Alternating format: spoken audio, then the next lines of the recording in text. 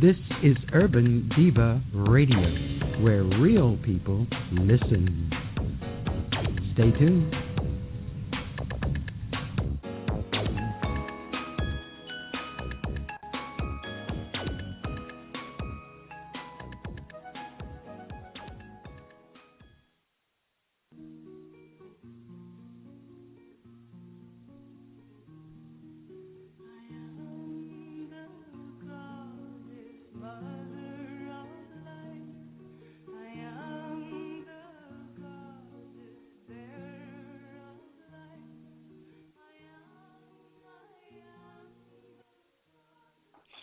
Hello, this is Michaela Rena, and I want to welcome you to this edition of the Divine Feminine radio program hosted on Urban Divas Radio.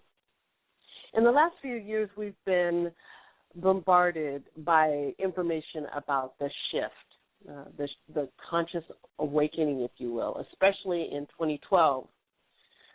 One of the buzzwords that's all over the place, the internet, YouTube, books, everything, is the topic of the twin flame relationship. Many are searching for a wholeness of loving or having their connection with their twin flame partner, reaching out for this divine connection. However, because we are so fragmented into many pieces of ourselves, that connection that we long for never comes to fruition. And when we become conscious of this, that we actually need to discern and understand who we are, we actually go inward, searching for that personal healing, which leads us to understanding that we need to work on ourselves, our own self-healing. And that having the twin flame marriage is not an outward thing, but something that's very inward, a marriage with ourselves. Today I'm pleased to have join us is the author, Caroline Muir. She's the author of Reclaiming Aphrodite, The Journey to Sexual Wholeness. Caroline, are you there? I sure am right here, and I hate to correct you right from the start, but I'm the author of Tantric Goddess. Oh, Tantric Goddess. Reclaiming Aphrodite. I'm glad you did. I'm glad you did. I'm glad you did. So, Pardon me. Go ahead. Also, 20 years ago, I published the book Tantra, The Art of Conscious Loving. Oh, very well. Thank you for saying that. No. This is part of the growth and part of understanding and awareness. So there is no wrong here. And so I'm glad. Good. Yeah. So and this is actually how I came to get to know Caroline, because of course the radio program is the Divine Feminine. And so I was typing and looking at all of the different things that are out there in the world of our web connections of the Divine Feminine. And the first thing that pops up is Caroline's website. And she, lovingly provides an edition that's published on the site, and you can download it from her website, and she'll be able to give you that information. And one of those books was Reclaiming Aphrodite, The Journey to Sexual Wholeness, and this is by Amrita Grace. Am I correct in saying that? That's correct, honey, yes. Okay, great. And so that's what piqued my interest, because as I started to read this, then I understood, okay, this woman has a concept or an understanding about what's going on in the physical, the mental, and the spiritual part of our well-being, and that it's really at the core, our sexual wholeness of ourselves. And it's so interesting, Caroline, because we are right and left brain, this sexual piece of the right side and the left side, male and female, or feminine, male side. And people want to escape all of that and just make it, they make it so sexual, but really missing the point. And so as I was reading this particular edition, this book, I began to understand how healing at our core and where we've been stripped or molested in so many different ways that keeps us from really being grounded and knowing who we are. Yes. And so what inspired you to write this personal expose or self-revealing book that you published? Yes. It's called A Memoir of Sexual Awakening. It's not a documentary yet. I guess that would be if it's a film, and I hope that it becomes a film someday. Tantra Goddess, A Memoir of Sexual Awakening, is my story of how I struggled in my early life with the shame and guilt that goes with being a sexual woman. And many people walk around with some of it, whether it's a lack of a good image about your body, and certainly your genitals or your breasts, and all the things that women hate, in quotation marks, about their bodies. There's shame and guilt in even having a sexy body for many women, and they cover it up, and they don't know what to do with the attention that they get from men.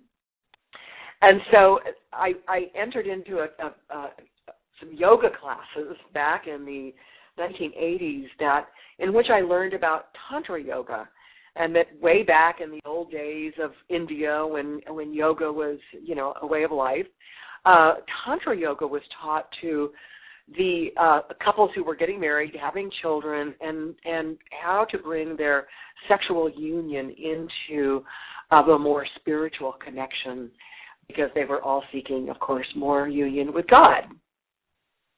And that just really resonated for me, like, God, I never thought about God being able to be in the bedroom. To me, spiritual path and yoga and church and all were very totally separate from anything sexual. And it was in learning about this ancient study that I began to integrate my spiritual path and my sexuality as one and the same. That is interesting. And I think that's very interesting because you say spirituality and your sexual energy as one and the same. When we think of religion, there's such a separation. I'm not afraid to say this. I was raised as a Catholic woman. So therefore there are some sexual if you will, blockages. There's a lot. Tons of them. Right. And when you're a young girl and you're provided with that kind of fear, guilt, and shame, it's pretty hard to shake it in your life. Absolutely. Yeah. And we're not just talking about women. We're talking about men as well. There's so many different blockages for men. I'm the oldest of 5, so my parents practiced the rhythm methods, which really, as you see, it says you can only have sex as long as it was for procreative purposes. And then in their sexual behavior or their sexual intimacy, it couldn't really be intimacy because there's guilt attached to having sex that was not related to procreation. Yes. And, back in the – go ahead. No, I really understand. I've had, thousands and thousands of students in my classes over the last 25 years, and the explanations, the sharings by men as well as women equally so about never really fully realizing their own sexuality because of being brought up Catholic or in a very strict family and church where the message was it's wrong, it's dirty, it's bad. Right, so save it for the one you love. Save it for when you get married. Save it for the one you love. And which makes no sense. There's all kinds of issues with that. Yeah, makes no sense whatsoever. So I know my work in the last 25 years in teaching Tantra Yoga, the art of conscious loving, has been to help people see what kind of early conditioning that they're still carrying around as supposedly mature sexual adults. And that early conditioning pops up as soon as we get into the bedroom. Oh, absolutely. Well, there's so much shame, and I'm going to ask you about that, attached to even discovery of yourself. So you speak of sexual shame or guilt. What is it, or how does it appear or look like in our lives, especially as women? What does that look like? How if somebody says, well, I don't have any sexual shame, but how is a person able to look at someone or look at themselves and say, oh no, yeah, you got a lot of blockages here. What does that look like? Well, I would ask every woman to look at just how free do you feel in the bedroom with your lover? How free do you feel in the bedroom alone with yourself? How much love can you have for your body and your energy and your orgasmic potential? And how willing are you to feel it? Because most of us have limits. Well, I had my little orgasm over here, so therefore I'm done. And so now it's your turn, because usually it's easier for the man. And women short-circuit themselves and short-change themselves repeatedly, which is why we become resentful and blame men and make it their fault, when it's really about women taking responsibility to educate ourselves about our sexuality and our bodies and how it all works and how limitless and expansive we really are as sexual beings, whereas we've been taught to remain very closed and limited and lady-like, shall we say. Right. Yeah. I was thinking when you said how well or if we are okay to be in our space by ourselves intimately or sexually getting to know who we are. And as children, that is so, it's wrong or you're chastised. And there is a shame, so we start at the shame point, when you find little Johnny or little Susie playing with their genitals, their vagina or their penis, and then you go, oh, that is bad, you're not supposed to touch it. Or when the child is bathing, themselves, and then they're discovering, and then you move their hand away from it. But yet they're trying to figure out, wait a minute, but isn't this my body? I don't move my hand away from my nose. You tell me, touch your nose. But then when I touch my vagina or I touch my penis, then it's like, that's a bad thing. So therefore you start to shame yourself. Yeah, so I can get that. Yeah. Yep. How you're, and so on. And I'm thinking women who are on this self-discovery. I remember talking to a young lady. We were just talking about just intimacy. And she would not, she did not like her breast exposed. She did not like to look at her own breast. And I thought that was, and I already understood there was other levels of stuff going on there. She didn't want her lover to touch her breast.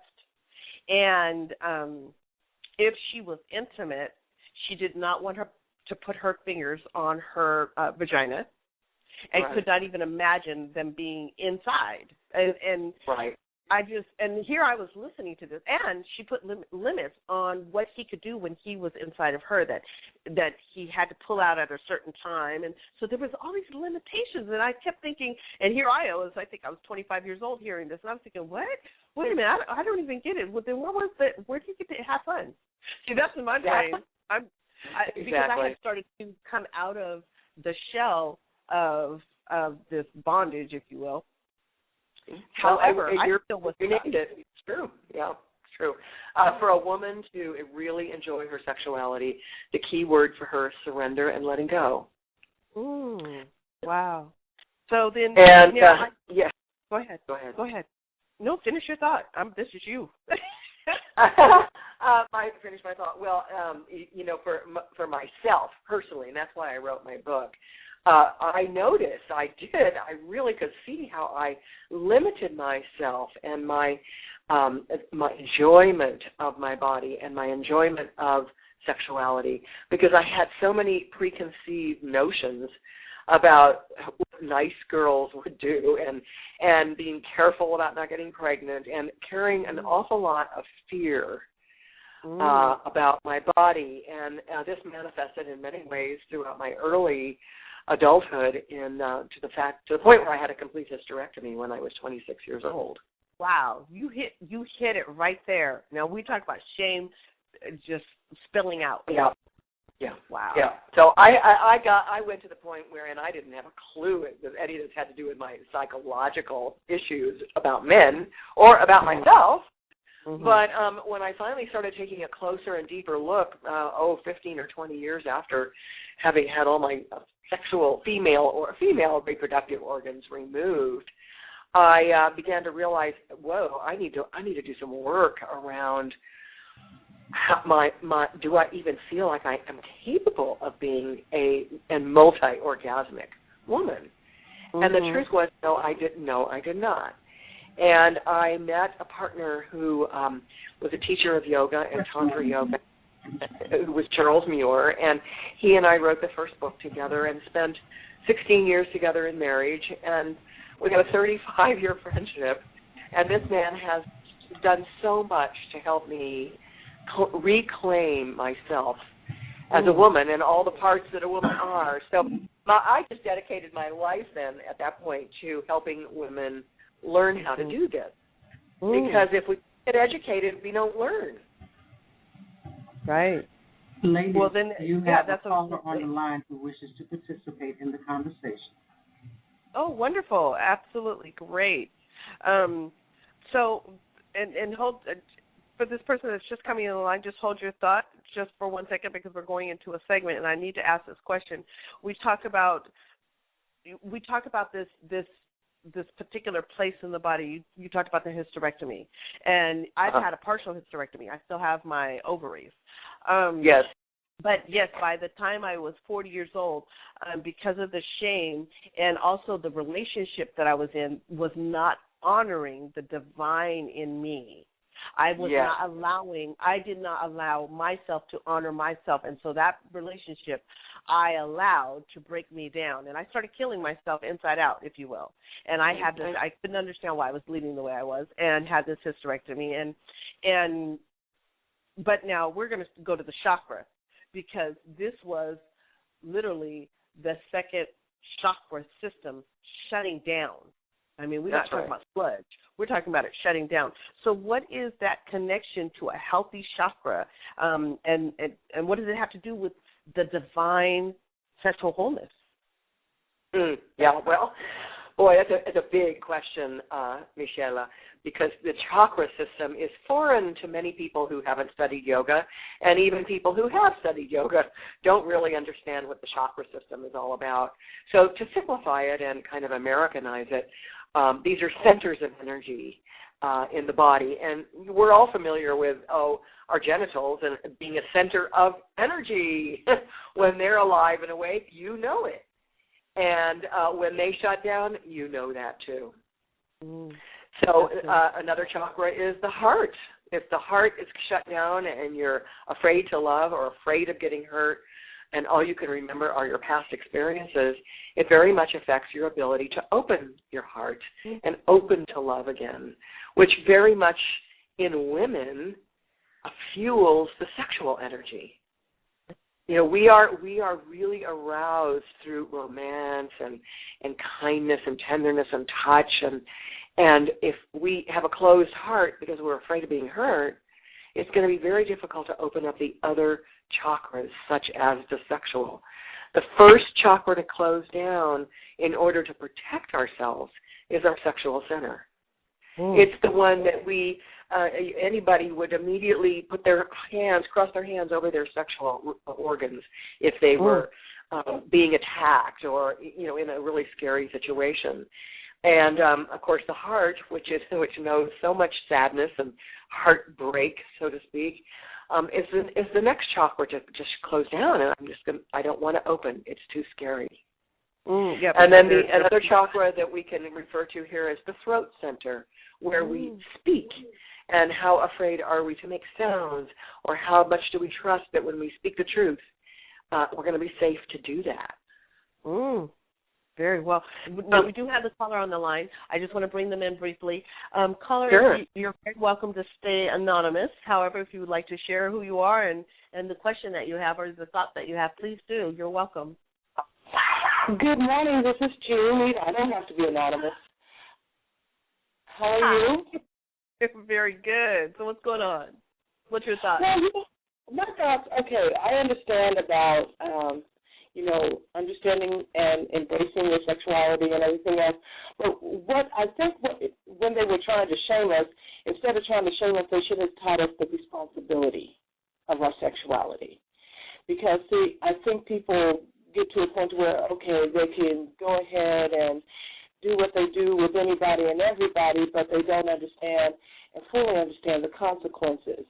When kids are exploring themselves and trying to figure out who they are, that's fine, because we all need to know who we are. We shouldn't be, how can I say, we shouldn't be ashamed of what we were made to be, but we need instead of being shamed into it, we need to be taught the responsibility of it, of the sexual. Go ahead. And I think that comes in line with really accepting yourself as a sexual being, because you cannot accept yourself in wholeness if you're not responsible for yourself and your actions and the health of yourself. And this is where I hear Caroline even bringing that to the forefront when she said that she got to a place where physically her body was shutting down because she was not caring for herself physically, emotionally, spiritually, to be a whole component sexually as of divine feminine. And so therefore, if you were understanding all of those components and you were really self-loving, you were very self-loving, you would be responsible. You will be responsible. You're not having sex loosely or being sexually active without understanding who your partners are, or partner, if you will, if it's one person or many people, and then how to behave in that partnership, and even understand what it means in taking on that person's energy, because energy can remain with you, or their thoughts, the psychic connection or the intuitive connection that you have with your partner. So I see that on both sides, sexual wholeness has to do with being responsible. I mean, to me, that is the epitome of responsibility of your sexual being. So with that being said, Caroline, sharing ourselves with others, why is this important? Well, when you say sharing ourselves with others, I want to draw the line at sharing ourselves sexually with others, because I totally agree that in order to be responsible and conscious, as women and, as men too, who you share your energy with, and your physical energy and your sexual energy, is going to have an impact on you. So you better know who they are, and are they worthy of you? And,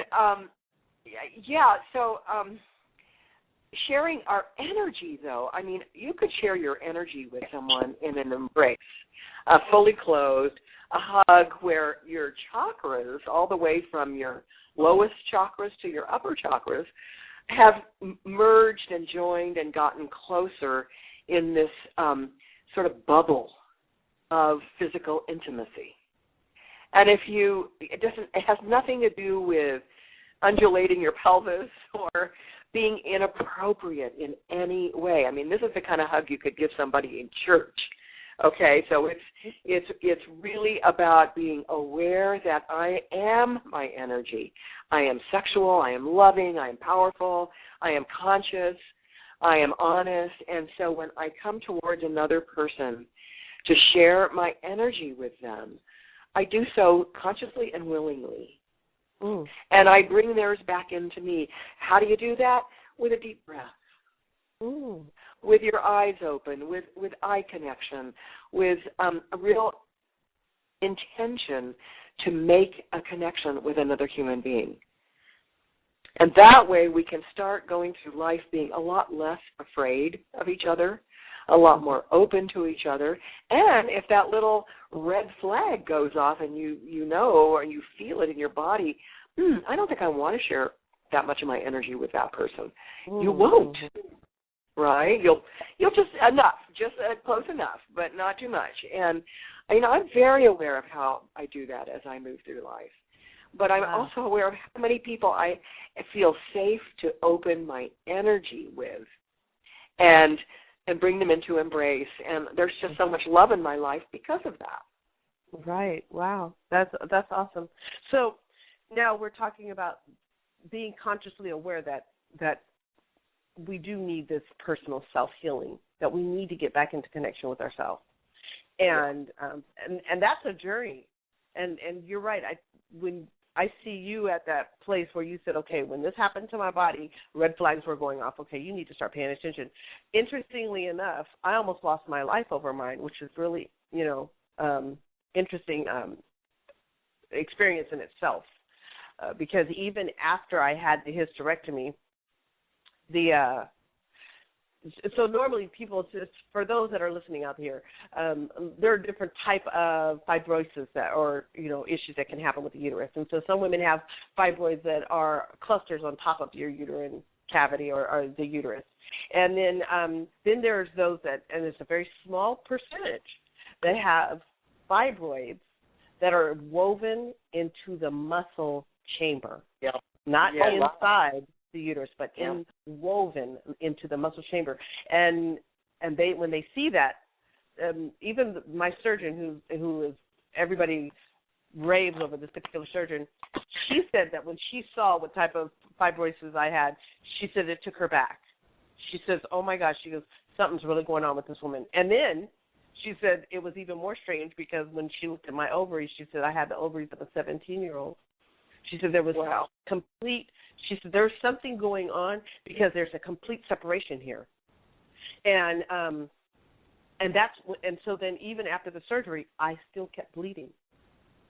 And that was an odd thing. And so that let me know there was something going on with me. I needed to really come into myself, and I was flying out quick. And so and so they give you 6 to 8 weeks. At 8 weeks, I'm still bleeding. I shouldn't be bleeding at all. And so so coming into that place. So here's where it leads me. What are the holistic options? I'm not telling people ignore doctors and do only a holistic therapy, but see, the whole point is that you've got to make it full circle so that you can get healing on every level. So what are the holistic options available to healing?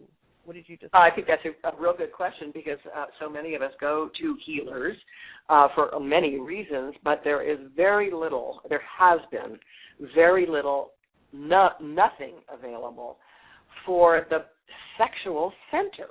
Now, let's take it out of the realm of penises and vaginas, and sex takes place down there, but also elimination takes place down there.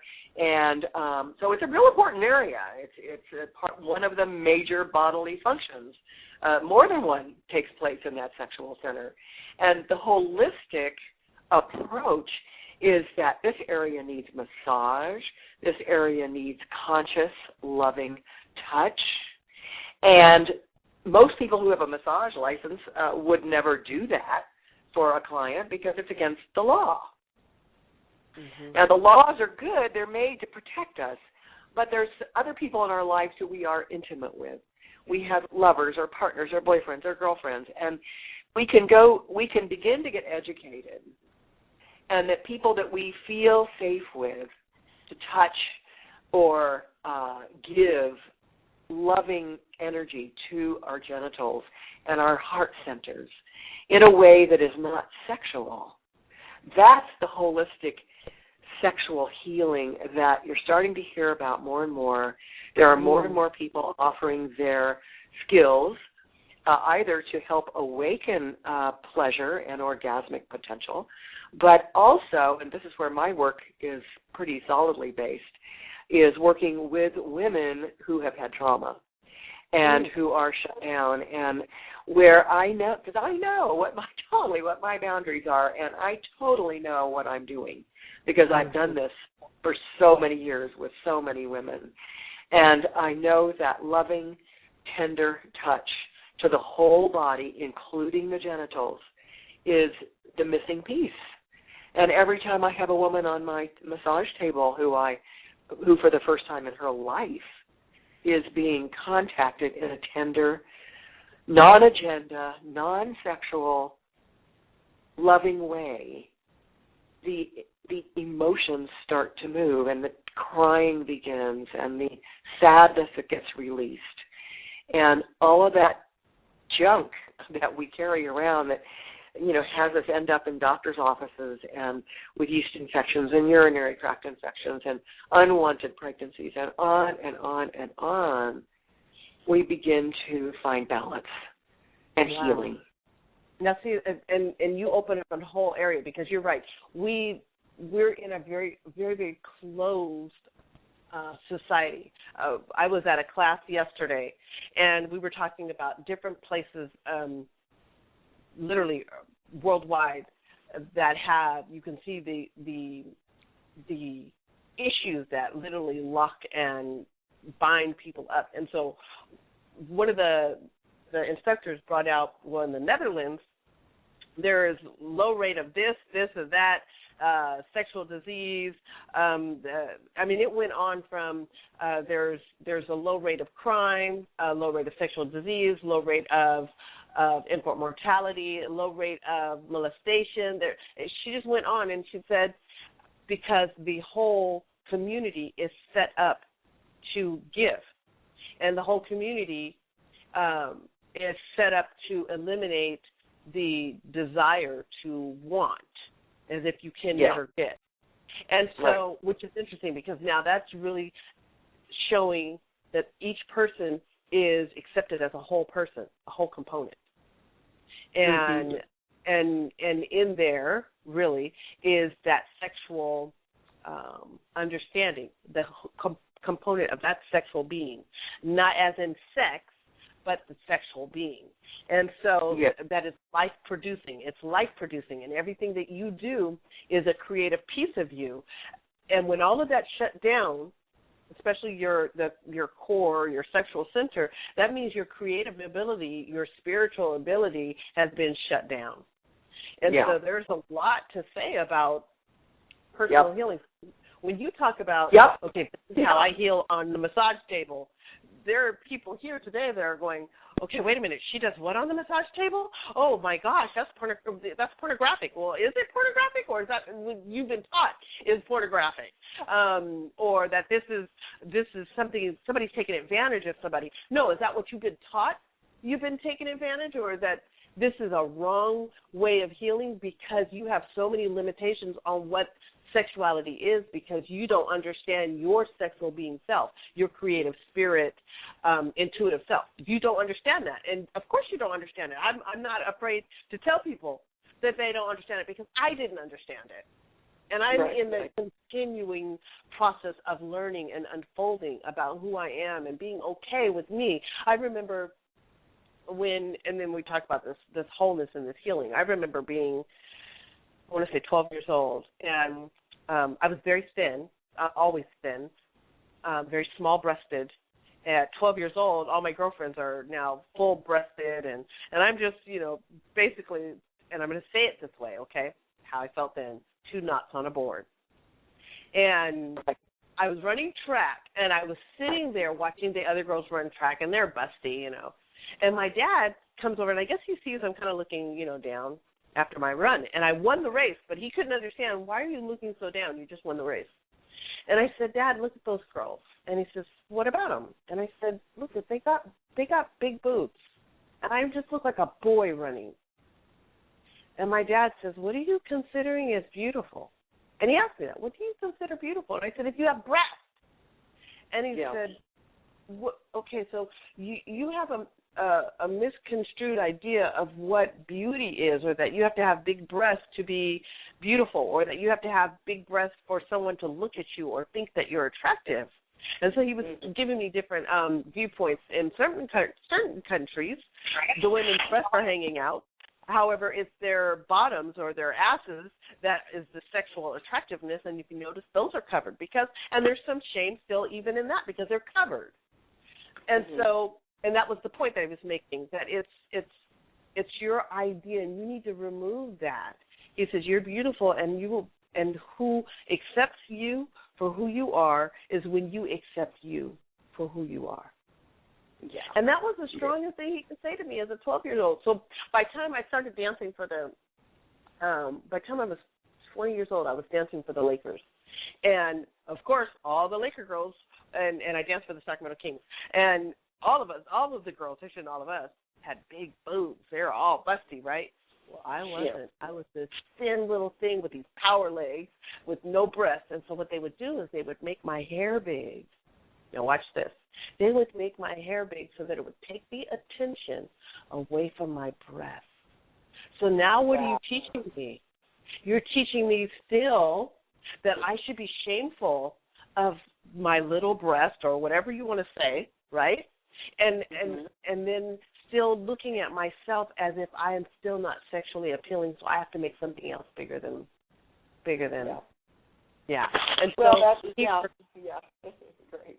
Yeah, it becomes damaging. So you can see how all of this was leading up to where, again, I had this partial hysterectomy.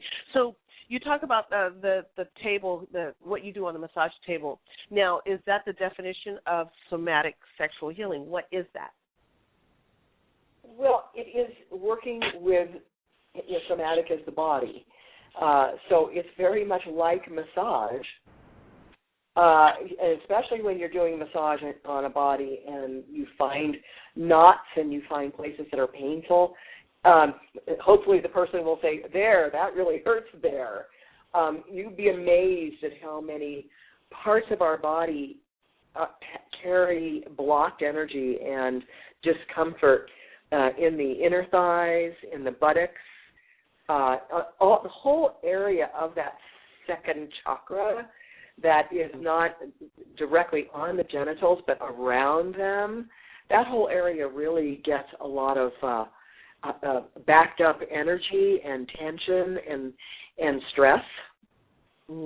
So, I touch the whole body, and unless somebody says they don't want to be touched, and then they're probably not going to end up with me. But the people who come to me and find me know that this is an important thing. And I don't advertise myself on the web, and I don't talk about it very openly on radio shows, because there's always going to be somebody listening who's going to think that that's really a bad thing. Right, and that's their limitation. And everybody has a time and a place for understanding and accepting it. It may not even be in this lifetime. And I get that. Right. And so I'm just careful. I'm careful. That's why I like to take people that have studied with me, know my books, know my work, know my reputation. I've worked very hard for many years to maintain a very high integrity. Very well. And yeah. I would say that this is the arena, probably, and being that it's the divine feminine, gives way to this discussion and being in your truth or standing in your truth and being okay. And there are a lot of people that, for the fact that it's even being discussed today, apparently the universe is saying this needs to be expressed. The healing needs to happen on every level. And if that core creative, spiritual center is locked up for whatever reason, you're not going to grow in all of these other areas. There's an unlocking that happens in every single chakra, and until if you can open up all these other places through meditation, I opened up a third eye, and I was in Kundalini such and such, but if you don't unlock the other, you don't start out the foundation, let's say the root source, you're still not going to get it. And so I get why and what you're saying, and even acknowledging that some people may have limitations, and it's okay. They definitely will. I was just going to Google and looking up sexual healing on Google, and so far every listing is Marvin Gaye's great song, Sexual Healing. Oh, wow. But nobody ever told us what he meant by that. Wow. So we love the song. We've sung it for years. It's still popular. But nobody really, very few, not nobody, but very few people, unless you've gotten an education in Tantra Yoga, are you going to understand what sexual healing really is. It's an integration of the sexual energy and center with the rest of the body. And that can happen sexually, or it can happen through a healing session, which is not really a sexual experience for people at all.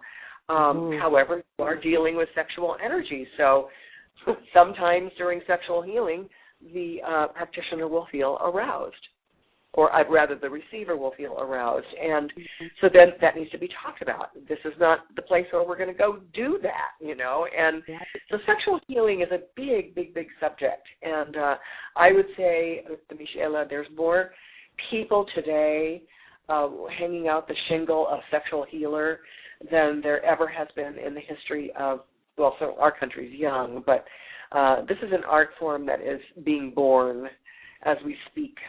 And, 20 or 30 years ago, rolfing and massage became popular in this country. And I would say sexual healing is starting to gather a name for itself. And more and more people who have studied it, in the good Tantra schools have learned this art form. And that's what I thought I would say about sexual healing, because it's very difficult to understand. Yeah. But easy to understand if you have the experience, Oh, absolutely. And that's why I said it. Apparently, it must be time for this communication and understanding how to break down the barriers of our sexual being self. That it's not this one way, as you brought out earlier. It's not just about the vagina and the penis and taking in, but it's about releasing. It's even releasing what's not healthy, the toxin. Like, for women who have not had their uteruses gone, they release out of that every month. And still, even in this, women that have had hysterectomies, their vaginal core area, it still releases. It cleans. Yeah, and there's a tremendous amount. Yeah, there's a lot of armoring that women carry around, and that's partly what causes the dysfunction around our sexuality that end up in abortions and hysterectomies. I mean, God, even for men, the circumcision that happens with boy babies leaves up forever. Wow. A horrible imprint to the tip of a man's penis that, unless somebody spends the time being tender, gentle, and loving, he's probably not going to realize he's got a lot of emotion tied up in the tip of his penis. From when he was an infant and he was, unconscious, dropped off. Just think about that. Wow, that's great that you went there.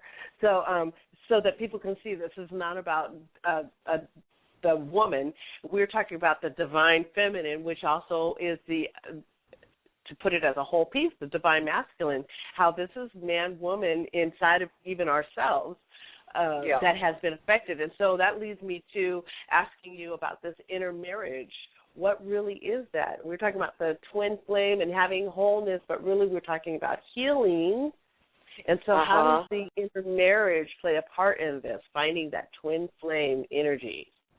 Yes. Well, I would also add the word to intermarriage and twin flame and soulmates. I would add the word beloved.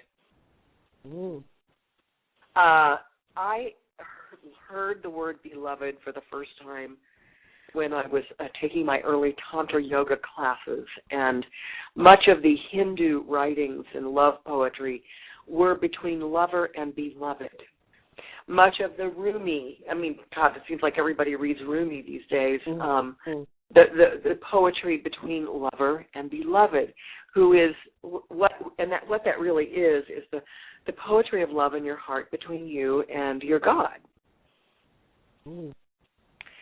So the inner marriage could be the God that's heavenly or divine. It could be your own marriage with the God within a man who you are deeply in love with, who you see God in. A lot of people have an inner marriage, if you will, with their dog. You look in the eyes of your favorite pet, and you are in the love. There is nothing between you and love with your favorite pet, right? Yeah. Right, so, right. That's an example that really works for people because they, I know how I feel when I look in my dog's eyes. But we don't learn how to bring that same openness to another human being, and then we have to learn to trust them and allow them in to the inner me to really see who I am, all of me, and they have to let me in to see who they are, all of them. And that can be done without words. That can be done in something called eye gazing that we teach all our students about in the Tantra yoga classes or at the Divine Feminine Institute classes. It's about being connected to yourself and to another. And the deeper that connection goes, the deeper the marriage is, or the union. Let's just call marriage a union. Mm-hmm. So, you know, in understanding spiritually our union with God, or our union with dog, or our union with my best girlfriend, or my union with my parents. I mean, some people really do have divine union with their parents. Right, and it's a beautiful thing. Or a brother or a sister. Or, you know, if you look in your life, you can probably find somebody. Maybe it wasn't your last husband, but maybe it was somebody who you really felt you had divine union with. Right. And so we seek our whole life through for this soulmate, twin flame, when I think really there's more than one. I agree. And getting past the, let me just say this on this one level. It was probably an eye-opener for me when I realized, wow, I have my soulmates are, my soulmates are my children. My soulmate even today is you. It's my exactly. Producer. It's the man that I live with. Yeah. It's the people that I work with. We have all contracted, if you will, to be in each other's lives, to help teach each other and be a mirror. You know, like I look at my living situation right now, and if I had to say, if that wasn't a mirror of who I am, that the stuff I need to work on, and unfolding, and really allowing myself to be in this learning journey, and running away from it, which is interesting. And I'm going to go here about this sexual wholeness of healing. Running away from it would mean that I'm not, accepting the feeling of it. And the feeling of it, which makes me in touch, being real or grounded, which is that centered part of me, is my divine sexual state or stasis. And I am loving that and being okay with however it turns out for that day. And I don't go beyond today, and I don't think about yesterday. I'm just like, whoo, this is today. And whereas part of my breakdown, physical breakdown, physically, mentally, and then spiritually, whereas where I had this hysterectomy, was I was so worried about tomorrow and so worried about if you were going to be part of my life, and I want you to be my lover forever, and I need you to promise only yourself to me. And when I let go of that stuff, when I let it go, then that's when the healing started to happen. But let me tell you, it began to happen when someone, my divine connection at that point in time, looked at me and said, I know why I'm supposed to be here. And this was, and I'm going to go back here. This is my producer. We talk about the divine relationship. If I had to say I was in a marriage, I would tell you it was with Fran Jones. That woman came and saw, okay, this little girl is about to die because she doesn't even understand she's killing herself.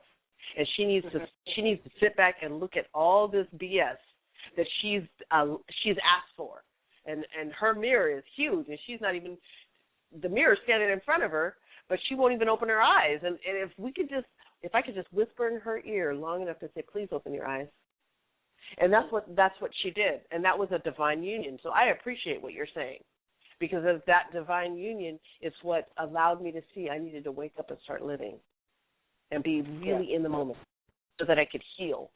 So. Now, your book, I love this.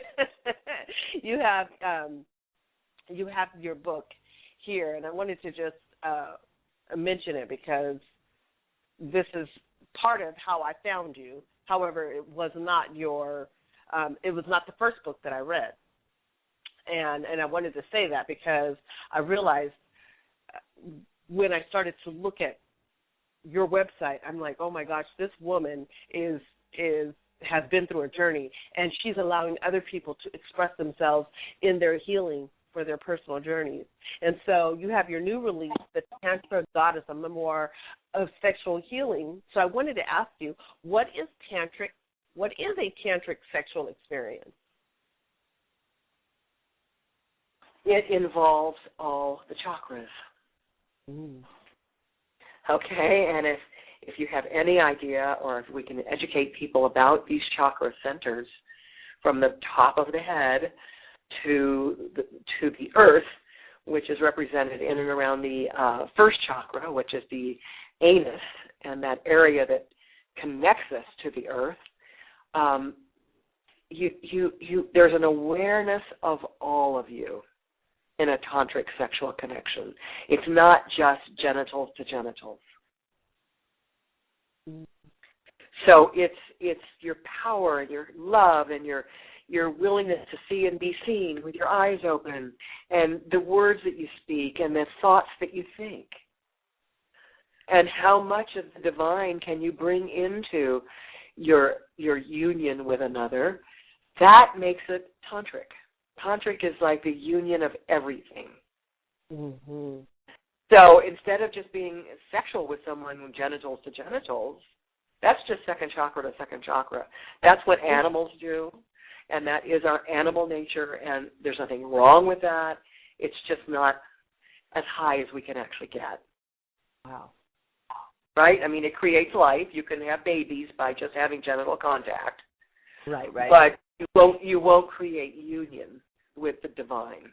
You need to have all of you involved, and all of you involved in a conscious way. Wow. So it takes a lot of it. It takes education and practice to learn how to do it. We did not learn. We really don't know. Right. Never been educated. Right, because you have shame. I mean, and we go back to here. When was it your mom or your parents ever talked about your first sexual encounter? They're so busy trying to keep you from a sexual encounter, and rightfully so as children. So let me say it that way. Right.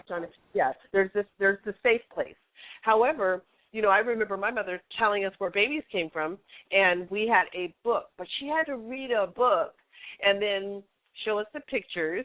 And the pictures were interesting, but it never showed the couple. It showed the couple underneath the cover, and then it shows them with parts standing up around their head, and so there's this shame still about learning about sexual activity. But so if you have shame at that one level, you can't even climb up the ladder. There's no way you can climb up the ladder because you're locked up, Yeah. And so. Yeah. And it's interesting. I think I have more freedom about speaking about sexuality and what to do, what not to do, how to care for yourself, and then how to teach them how to really respect their divine self in this process. I have more of that open communication with my 4 children than I've had raising 10, because I've raised 10 children, 4 of them being mine. However, so... But with those first 6, we didn't talk about stuff like that. And then did I have that in my family? Oh, heck no. I think I remember at 18, my mom knew I had a steady boyfriend, and she said to me, well, I think you should be careful, Shayla. And I said, about what? Like, I didn't know where she just came out of the blue and said it. And I said, about what? And she said, well, you're like your dad.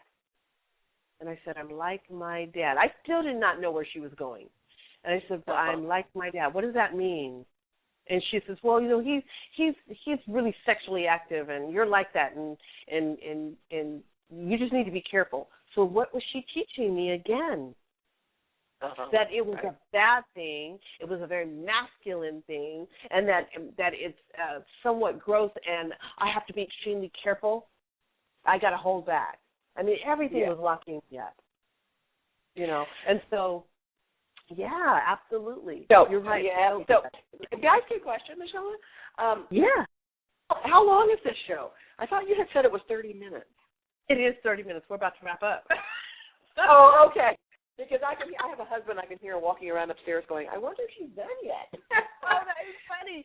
No, it being Saturday morning. No, I'll let him know I think we just got carried on. So my producer, she just opens up the line, and usually I have a 30-minute segment. And but she'll open up the line because if something gets talked about, she does not want it to. She just believes in allowing and unfolding. Where it ends is where it ends. And that's wonderful. I realized you had that freedom. Freedom is a wonderful. Exactly, and that's all it was. And so that's why I wanted to make sure we got through what we talked about because it was the reason for all of these questions. I'm well aware of that, and I want to make sure that we do get through everything you wanted to talk about, and we can certainly do it again. Absolutely. Now tell us where we can find you. CarolineMuir.com is my website. TheDivineFeminine.com is the website that kind of is an umbrella for my work. And I think that's the best place to find me. You can order my book at CarolineMuir.com and or on Amazon, Tantra Goddess, a memoir of sexual awakening. I did post that in the chat room today. So okay, those great. that pop into the chat room, they'll be able to click on that link. So that's awesome. And, on my website, you can, if you want to get in touch with me, there's a place to put your email. So, and I will include you in all my information that I send out. And I really enjoy this time with you. You're very conscious and aware and on it, girl, and I really appreciate that. Well, likewise, but you know what? Me and you picked up that energy when I first talked to you. It was like, oh my gosh, I like her. So that is right.